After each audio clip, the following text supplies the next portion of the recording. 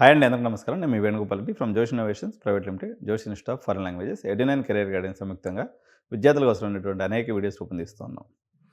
CSC చచ్చిపోయింది, దాని మీద ఉద్యోగాలు లేవు. మొత్తం ఉన్నటువంటి 4500 ఎడ్యుకేషన్ ఇన్స్టిట్యూషన్స్లో 80% అందరూ సిఎస్సి సీట్లు పెట్టుకొని కూర్చున్నారు. మరో పక్క లే ఆఫ్స్ అయిపోతున్నాయి. పేరెంట్స్ ఆగమాగం గత్తరున్నారు. ఏం చేయాలా? డబ్బులు కుదవలేదు. ఇటు ఆంధ్రప్రదేశ్లో కానీ తెలంగాణలో కానీ అందరికీ ఎకరా 50 లక్షలు, 30 లక్షలు, 50 లక్షలు, కోటి రూపాయల దాకా పొలాల రేట్లు ఉన్నాయి. ఒక్కొక్కరికి 15 ఎకరాల పొలం ఉంది. వీళ్ళు సిఎస్ చేస్తే మా వాడికి ప్యాకేజ్ ఎంత వస్తుంది అంటారు. ఏముందండి, నెలకు 25,000 వస్తుంది అంటారు. మా పాలేరుకే 25,000 ఇస్తున్నానండి, మళ్ళీ నా కొడుకుని తీసుకుని 25,000 ఉద్యోగం కోసం 4 ఏళ్ళు చదివించాలా అని అడుగుతాడు. నేను ఏం చెప్పండి. ఒక pool proof career, AI touch చేయలేని, గౌరవం విషయంలో ఐఏఎస్ ఐపీఎస్కు సమానమైంది, యావరేజ్ స్టూడెంట్ కూడా చేయగలిగింది, చెప్పుకోవడానికి చాలా గొప్పది, అందమైనటువంటి డ్రెస్సు, యూనిఫామ్ జాబ్. మీ పిల్లవాడు సాఫ్ట్వేర్ ఇంజనీరింగ్లో కూర్చుంటే కళ్ళు పోతాయి, నడుము పోతుంది, ఒబేసిటీ వస్తుంది, బీపీ షుగర్లు వస్తాయి. ఇన్ని రోగాలకు మూల కారణం ఆ సాఫ్ట్వేర్ ఇంజనీరింగ్ జాబ్. ఇటు పక్కనే చూసుకున్నట్లయితే జీవితాంతం ఫిట్గా టిక్ టాక్గా ఉండొచ్చు, నీట్గా. అలాంటి ఉద్యోగమే పైలట్ కెరియర్. ఈరోజు పైలట్ వర్సెస్ ఇంజనీరింగ్ మీద ఈ స్పెషల్ ఎపిసోడ్ మనం చూద్దాం. Pilot versus engineering.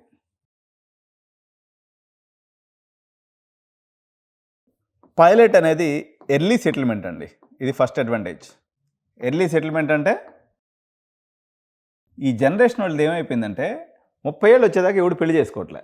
మన రోజుల్లో, మా జమాన్లో అయితే నాకు 24 ఏళ్ళకి మ్యారేజ్ అయింది. లేదు, నాకు తెలిసి ఇప్పుడు మా ఏజ్ పేరెంట్స్ కాబట్టి మీరు అందరూ చూసేవాళ్ళు మా అయితే 26, 27 ఏళ్ళ దాకా చేసుకుంటారు. ఇప్పుడు 30 ఏళ్ళ దాకా పెళ్ళే చేసుకోవట్లేదు. ఇది 21 సంవత్సరాలకి వాడు మూతి మీద మేసం సరిగా మొలవకముందే పైలట్ డ్రెస్ వేసుకోవచ్చు. 17 ఏళ్ళు కదా ఎంటర్ అయిపోయేసరికి, 19వ సంవత్సరం పూర్తి అయిపోయేసరికి, లేదు వరస్ట్ కేసులో 20 ఏళ్ళు, పట్టుమని 20 సంవత్సరాలు నిండకముందే 1,75,000 రూపాయలు నెలకు జీతం. వేరే ఇంజనీరింగ్ తీసుకుందాం, 4 ఏళ్ళు బీటెక్. 4 ఏళ్ళు బీటెక్ అయిపోయిన తర్వాత ఇప్పుడున్నటువంటి పరిస్థితుల్లో ఎంతమందికి ఉద్యోగం వస్తుంది? 100 మంది చేస్తే 25 మందికి జాబ్ వస్తుంది. లేదు, మీరు మంచి టాప్ కాలేజీలో చెప్తే ఒక 40% వరకు పాసిబిలిటీ ఉంది అనుకుందాం. ఎంత కదన్నా 50% అన్ఎంప్లాయిడ్ బ్యాచ్ ఇది. ఒకవేళ కర్మజాలకు మీకు ఉద్యోగం వచ్చింది, మంచిగా జరిగింది అనుకుందాం. జాబ్ వస్తే ఎట్లా పనిచేయాలి? మీరు మునిగాళ్ళ మీద పనిచేయాలి. మునిగాళ్ళ మీద పనిచేయడం అంటే ఇప్పుడు నేను చేస్తుంటాను చూడు, నాకంటే పొద్దుబాగా నేను మునిగాళ్ళ మీద పనిచేస్తుంటాను. అందరికీ అంత ఓపిక ఉండదు. మునిగాళ్ళ మీద పనిచేయడం అంటే ప్రతి 6 మంత్స్కి ఒకసారి అప్స్కిల్లింగ్ చేసుకోవాలి. ఇప్పుడు వేణుగోపాల్ రెడ్డి అంటాడు ఏఐ వచ్చేసింది అంటాడు. ఏఐ తర్వాత క్వాంటమ్ వస్తుంది, దాని తర్వాత సూపర్ ఇంటెలిజెన్స్ వస్తుంది. ఎప్పుడు మీరు అప్స్కిల్లింగ్ చేసుకుంటూనే ఉండాలి, జీవితాంతం నేర్చుకోవాల్సిందే. అసలు జనరల్గా అబ్బాయిల విషయం తీసుకున్నట్లయితే మామూలుగా టెస్టోస్టెరాన్ అనే ఒక హార్మోన్ ఉంటుందండి మగపిల్లల్లో.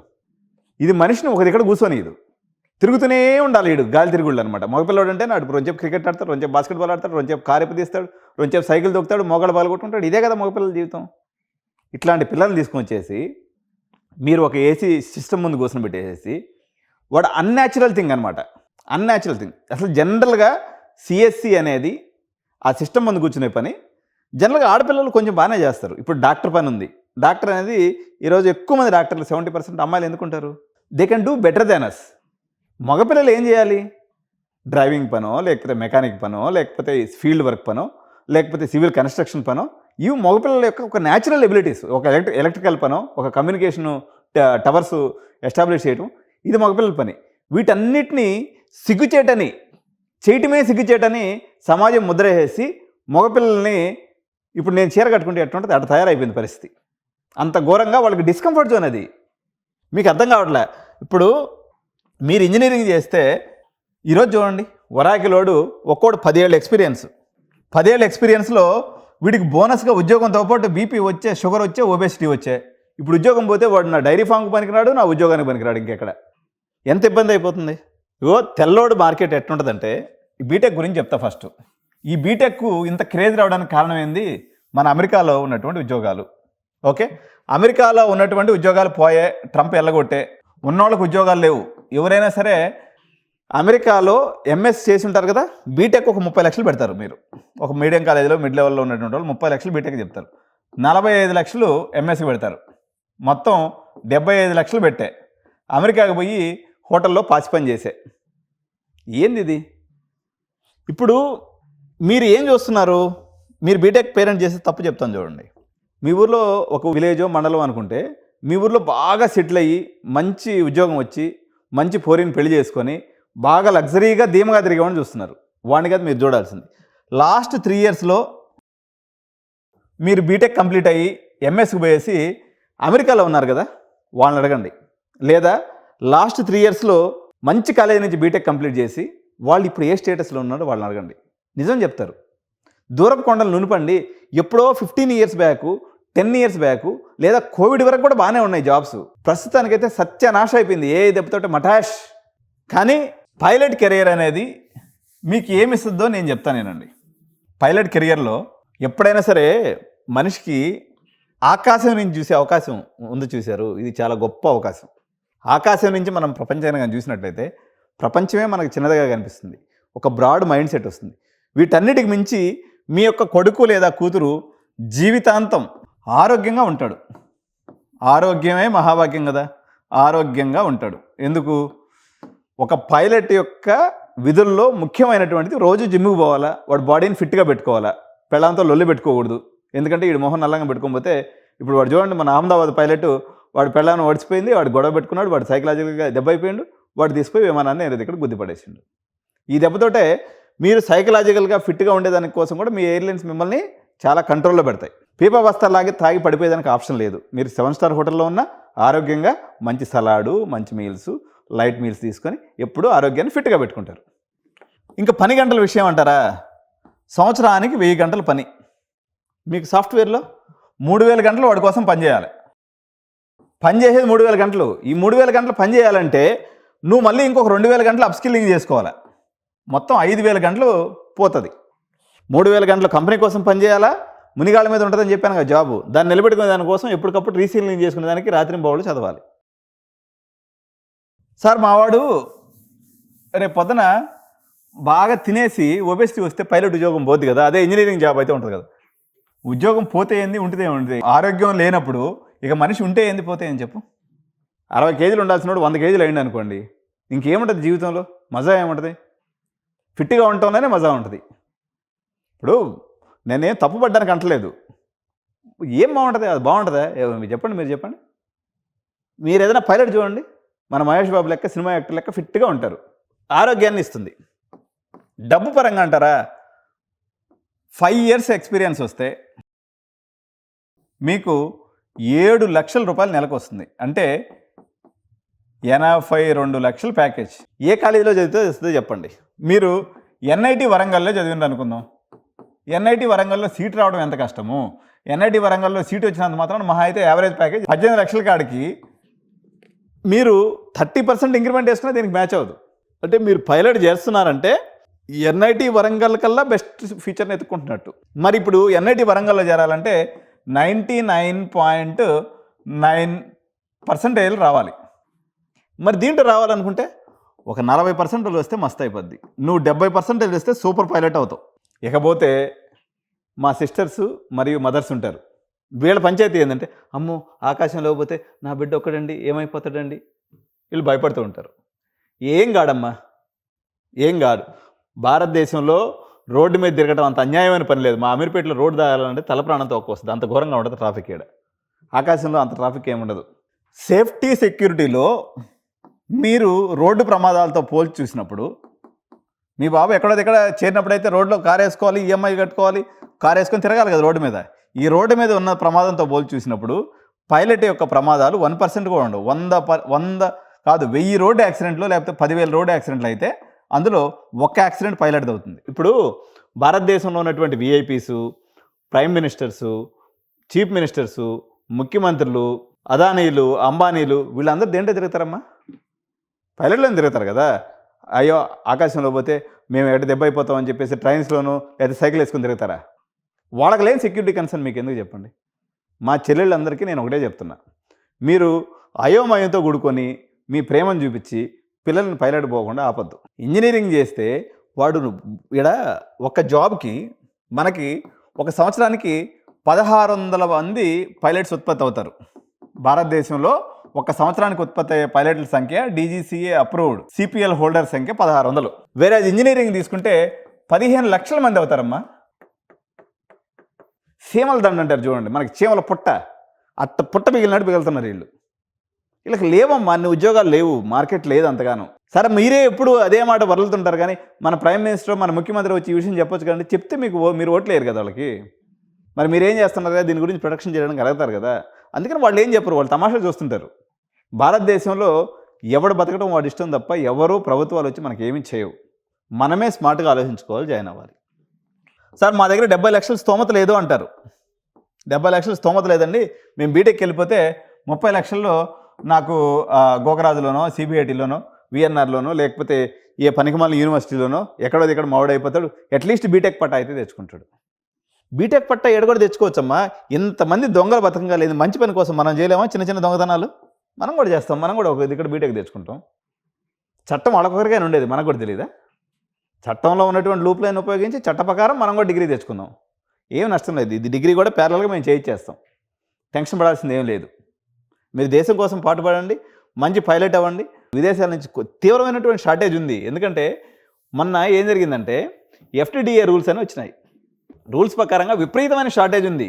మనకి నెక్స్ట్ 10 ఇయర్స్లో 30,000 మంది పైలట్స్ కావాలా. ఇది మీరు ఏ వెబ్సైట్లోకి పోయినా తెలుస్తుంది. భారతదేశం ప్రొడ్యూస్ చేయగలిగింది 16,000 మందినే, అంటే మైనస్లో ఉంది షార్టేజ్. 2 ఎంప్లాయీస్ కావాల్సి ఉంటే మనకు ఒక్కరే అవైలబుల్ ఉన్నారు. ఇక్కడ ఒక్కడ అవసరమైన చోట 1000 మంది ఉన్నారు. మరి పోయేసి ఈ మందపక్కం ఈ లైన్లో నిల్చుంటారా? కాంపిటీషన్ 2 ఉద్యోగాల కోసం ఒకరే ఉండే చోటకు పోయేసి మీ బాబుని ప్రశాంతంగా ఉద్యోగం కొట్టుకొని బతికేతాడు చేస్తారా? ఇదొకటేనా? మంచిగా మీరు పైలట్గా జాయిన్ చేసినట్టయితే ఆడపిల్ల అయినా అబ్బాయి అయినా సంబంధం రావడం చాలా ఈజీ. ఎందుకంటే పైలట్లో ఉండేవాళ్ళు పైలట్లు చేసుకుంటారు. ఇద్దరు కొడుకు కోడలు చక్కగా మంచిగా ఫిట్నెస్తో ఉండి వాళ్ళు పొద్దున్న లేచి వాళ్ళు జాబ్ చేసుకొచ్చుకొని పిల్లకాయలతో ఎంజాయ్ చేయకుండా, తినకుండా, ఖరాబ్ చేసుకోకుండా, తాగి ఒళ్ళు పాడు చేసుకోకుండా హ్యాపీగా ఫిట్నెస్ చేసుకుంటా ఉంటే మీ కళ్ళ ముందు ఎంత బాగుంటుంది మీ పిల్లలు. ఇంకొంతమంది ఆలోచన చెప్తాను చూడండి. ఇంజనీరింగ్ అయిపోయిన తర్వాత నేను పైలట్కి వస్తానంటాడు. పైలట్ అనేది భారత ప్రభుత్వ నిర్దేశానుసారం 17 సంవత్సరాలు నిండినటువంటి పిల్లలు పైలట్స్కి ఎలిజిబుల్. 17 ఇయర్స్ చాలు. ఒక క్లాసులో మీరు పైలట్గా అవ్వబోయేటువంటి డీజీసీఏ గ్రౌండ్ క్లాసెస్ అని జరుగుతాయి. ఈ డీజీసీఏ గ్రౌండ్ క్లాసెస్కి పోతే క్లాసులో 100 మంది ఉన్నారనుకోండి, ఇందులో 98 మంది ఇంటర్మీడియట్ అయిపోయిన పిల్లలు ఉంటారు. మీరు బీటెక్ అయిపోయిన తర్వాత పోతే వీడు గడ్డాల మీసాలు వచ్చిన వీడు ఫారెన్ బాడీ ఉన్నటువంటి క్లాస్మేట్ అందరూ వాడిని ఎలివేయరు. అట్లాంటి పిచ్చి పని చేయొద్దు. బీటెక్ అనేది ప్యారలల్గా చేసుకుందాం, అంతేగాని బీటెక్ అయిపోయిన తర్వాత పైలట్ పోవడం అనేది ఒక ఫూలిష్ ఐడియా, నాట్ వర్త్. మీరు కావాలంటే అటువైపుగానే ఉండి ఆ గట్టును ఉంటావా ఈ గట్టును ఉంటావా, ఏదో ఒక గట్టును ఉండడం తప్ప 2 గట్ల మధ్యలో నిల్చోవద్దు. మీరు పైలట్ కాకపోతే బీటెక్ చేస్తాం, బీటెక్లో ఇక ఆ స్కిల్ని బట్టి ఏదో ఒకటి మనం ఉన్నదంటూ మీ కోరిక అది ఉంది కాబట్టి డాక్టర్గా మీకు నచ్చిన ప్రిస్క్రిప్షన్ రాయటం నా డ్యూటీ కాబట్టి మీకు నచ్చిన కోర్సులో నేను అడ్మిషన్ చేసి పెడతా, దట్స్ ఎ డిఫరెంట్ స్టోరీ. కానీ పైలట్ అనేది ఈ రోజు ఉన్నటువంటి పరిస్థితుల్లో జాబ్ గ్యారంటీగా వస్తుంది. పర్టికులర్గా జేఈఈలో ఎవరికైతే 80% అబవ్ ఉంటుందో వాళ్ళకి ఇది ఎంత ఈజీగా ఉంటుందంటే నల్లేరు మీద నత్త నడక, నల్లేరు మీద నత్త నడక అని ఒక సామెత అనమాట. దీని అర్థం ఏంటంటే వెరీ వెరీ ఈజీ అని. ఒక 80% పైన జేఈ ఉన్నటువంటి వాళ్ళకి పైలట్ కెరీర్ అనేది చాలా ఈజీ, వీళ్ళు చాలా ఫాస్ట్గా కూడా ఎదిగిపోతారు. దీని తర్వాత ఏటీపీఎల్ అనే ఎగ్జామ్స్ ఉంటాయండి. ఏటీపీఎల్ ఎగ్జామ్ అయిపోయిందంటే ఆయన కెప్టెన్ అయిపోతాడు. ఇండియాలో అయితే 7.5 లక్షలు వస్తుంది, బయట దేశాలకు పోతే 20 లక్షలు నెలకు వస్తుంది. కంఫర్టబుల్ లైఫ్ అండి. 60 ఏళ్ళ దాకా చేయొచ్చు. నీ జాబు నువ్వు ముసలోడు అయ్యే కొంది, నీ ఏజ్ పెరిగే కొంది నీకు రెస్పెక్ట్ పెరుగుతుంది పైలట్లో. వేరేదో ఐటీ తీసుకున్నారనుకోండి, మీకు మంచి ఆకర్షణ, రాగానే ఐటీ జాబ్ వచ్చేసిందని మురుసుకుంటూ పోతావా, 10 ఏళ్ళ కల్లా నిన్ను మార్కెట్ ఇసిరి బయట కొడుతుంది. ఓన్లీ 10 ఇయర్సే సర్వీస్. ఇక్కడ మీరు అప్రాక్సిమేట్లీ 55 ఏళ్ళ వరకు చేసిన 55 - 20 అంటే దగ్గర దగ్గర 35 ఏళ్ళ సర్వీస్ చేయొచ్చు. యావరేజ్న 10 లక్షలు పెట్టుకుందాం, నెలకి ఎంత వస్తుంది? సంవత్సరానికి 1,20,00,000. 35 సంవత్సరాలకి 35 కోట్లు. ఇన్వెస్ట్మెంట్ అక్కడ ఇక్కడ కొంచెం జాగ్రత్తగా పెట్టుకున్నట్లయితే 100 కోట్ల రూపాయలు ఉద్యోగం చేసి సంపాదించవచ్చు. మరి సిఎస్సియా నువ్వు ఎంత పిండుకున్నా 10-15 ఏళ్ళే. తర్వాత నేను ముసలోడు అంటారు, నువ్వు అన్ఫిట్ అంటారు, నేను బయటికి వస్తారు.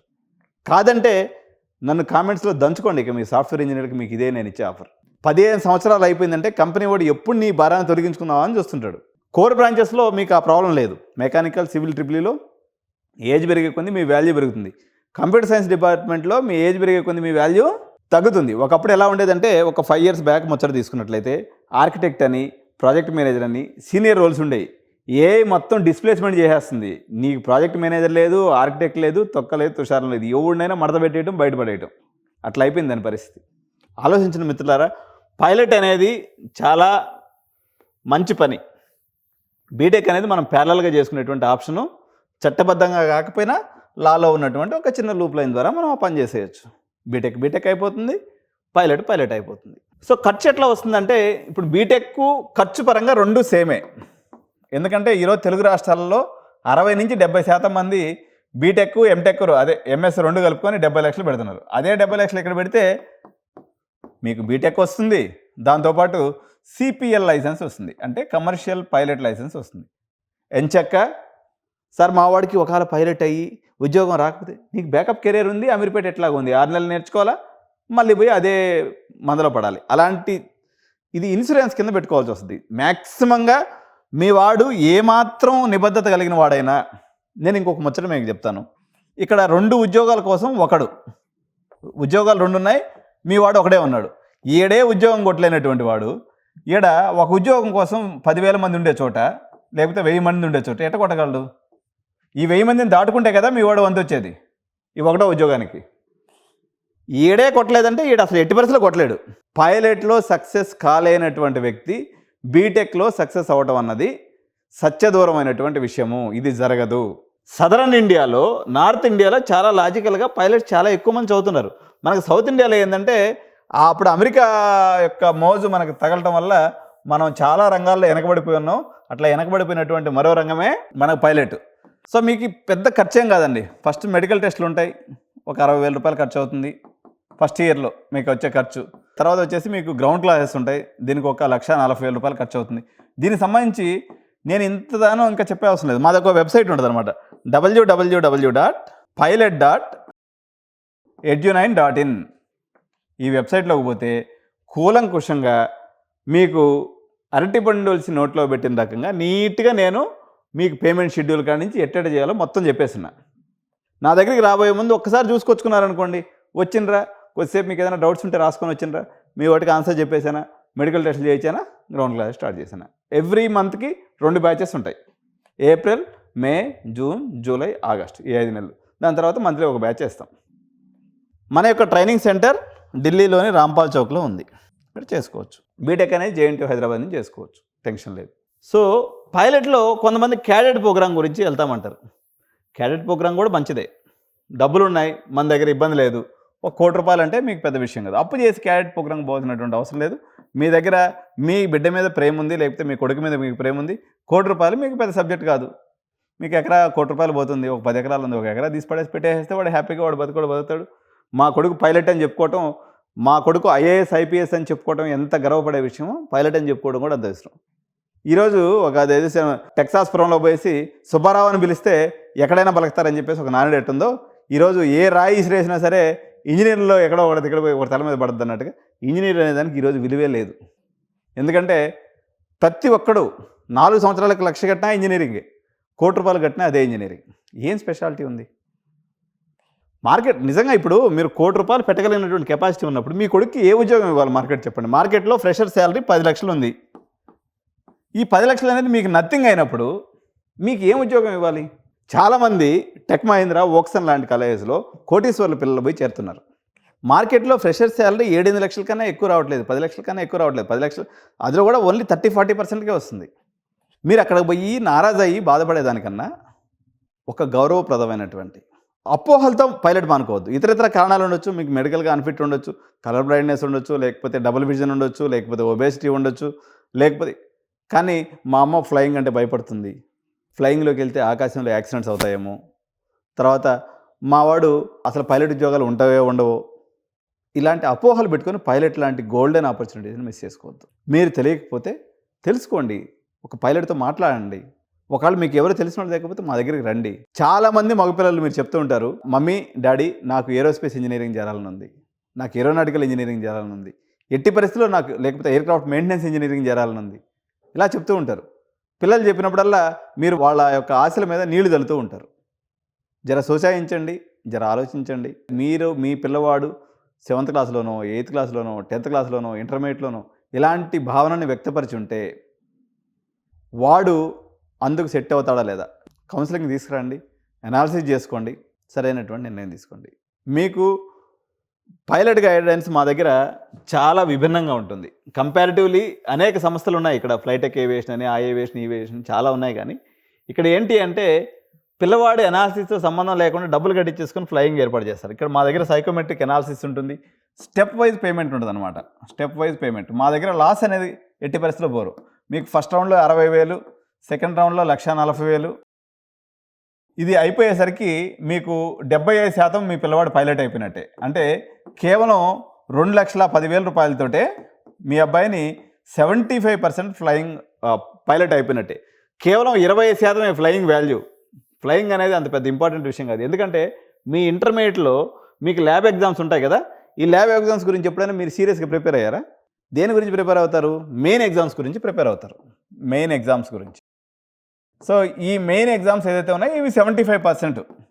ఏది ఫ్లయింగ్లో అయితే ఈ 75%లో 25% మెడికల్, 50% డీజీసీఏ గ్రౌండ్ క్లాసెస్.